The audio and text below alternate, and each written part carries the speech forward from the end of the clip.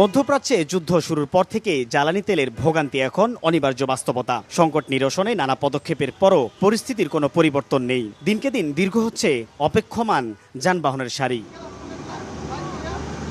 Feeling স্টেশনের দীর্ঘ লাইনে কারো অপেক্ষা রাত থেকে, আবার কেউ বা পার করছেন দিনের অর্ধেকের বেশি সময়। মজুদ, সরবরাহ ও বিপণন ব্যবস্থা নিয়ে সরকারের আশ্বাসের কোনো বাস্তব প্রতিফলন নেই মাঠের চিত্রে।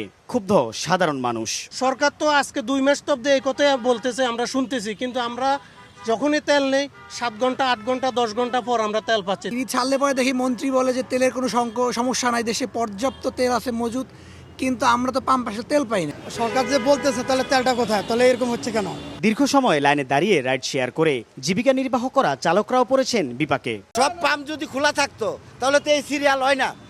আপনার ইয়ার থেকে আমিন বাজার থেকে এই পর্যন্ত সমস্ত পাম্প বন্ধ। আমরা একবার ট্যাঙ্কি লোড করে নিলে 2 সপ্তাহ যায়, কিন্তু ওই একবার যখন নিতে আসি মনে করেন এমন এসএল বইতে হয় যেটা আমাদের জন্য খুব কষ্ট করে।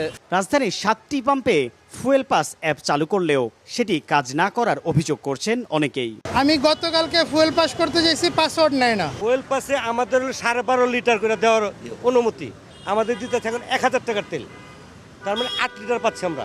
অনেক রিকোয়েস্ট করলাম, কিন্তু ডিউ যেটা ফিক্সড যে তেলটা ওইটা ছাড়া তারা অ্যালাউ করতেছে না। যদিও পাম্প কর্তৃপক্ষের দাবি সরকারের নির্দেশনা অনুসরণ করে সরবরাহ সংকট সত্ত্বেও ভোগান্তি কমাতে সর্বোচ্চ চেষ্টা করছেন তারা।